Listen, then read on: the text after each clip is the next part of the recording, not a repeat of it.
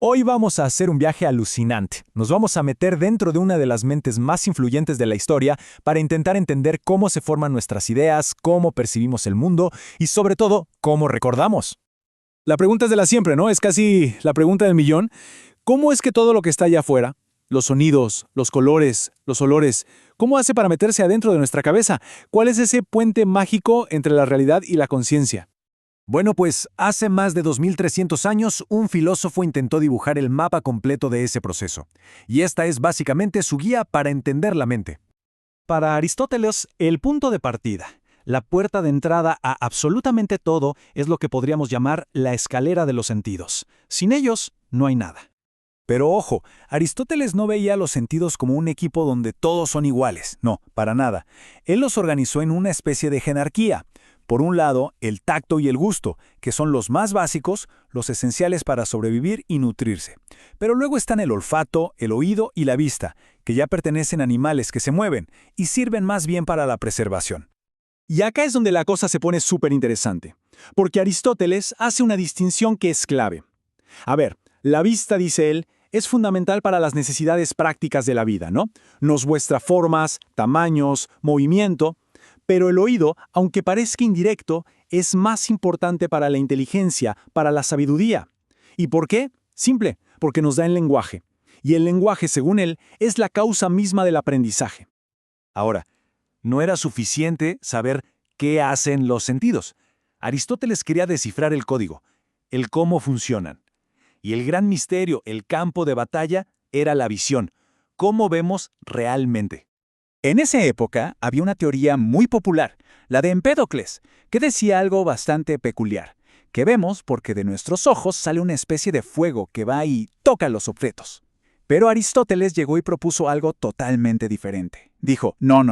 La visión ocurre cuando un medio transparente, como el aire, se activa entre el ojo y el objeto.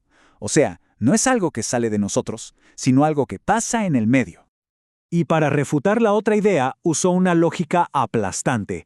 Es brillante por lo simple. Él preguntó, a ver, si la visión fuera fuego que sale de los ojos, ¿por qué no podemos ver en la oscuridad? ¡Pum! Un argumento simple pero demoledor. Aristóteles era un tipo muy sistemático. Le gustaba que todo encajara. Así que intentó conectar cada sentido con uno de los elementos clásicos. Por ejemplo, el ojo está hecho de agua porque es transparente. El oído de aire, porque es sensible al sonido. La nariz de fuego, porque el olor es como un vapor humeante. Y el tacto de tierra. El gusto era una especie de tacto, conectado directamente al corazón. Muy bien, ya vimos cómo entra la información del mundo exterior. Pero, ¿y después, cómo guardamos todo eso? Bueno, ahora entramos al fascinante terreno de la memoria. A ver, ¿qué es la memoria para Aristóteles? Esto es crucial. No es la sensación del momento, ¿eh? Es un estado, como una especie de eco que queda de una sensación pasada. Es una imagen mental que necesita sí o sí que tengamos conciencia de que el tiempo pasó. La memoria es sobre el pasado, no sobre el presente. Para explicarlo, usó una analogía que es potentísima y que se usa hasta hoy. Dijo que la memoria es como la impresión que deja un sello en cera. La experiencia llega y ¡plac! Deja su marca, su huella física en el alma. Y lo genial de esta metáfora es que también le sirvió para explicar por qué a veces la memoria falla. Si la cera no está en buen estado, la huella no se graba. Por ejemplo, en los muy jóvenes, la mente es como agua que fluye. Es imposible dejar una marca. En los ancianos, la superficie ya está dura, endurecida. E incluso en los muy listos o los muy lentos, la humedad o la dureza de la mente hace que la impresión no se forme bien o no dure. Pero esperen, que hay un nivel más de complejidad, porque una cosa es tener un recuerdo ahí guardado y otra muy distinta es ir a buscarlo a propósito. Eso es el arte de la recolección. Y esta es una de las distinciones más finas y geniales. La memoria es como el almacenamiento pasivo de esa foto mental. Es algo que compartimos con muchos animales, pero la recolección, esa es otra cosa. Es una búsqueda activa, un proceso de deducción. Y para Aristóteles, esto es exclusivo de los humanos, porque requiere pensar, deliberar. ¿Y cómo se hace esa búsqueda? Bueno, Aristóteles la describió casi como un método de 3 pasos. Primero, buscas un punto de partida. Luego, sigues la cadena de pensamientos, asociando ideas por similitud, por contraste o porque ocurrieron juntas. Es como una cacería lógica, un concepto que, la verdad, se adelanta de forma increíble a las teorías modernas sobre la memoria asociativa.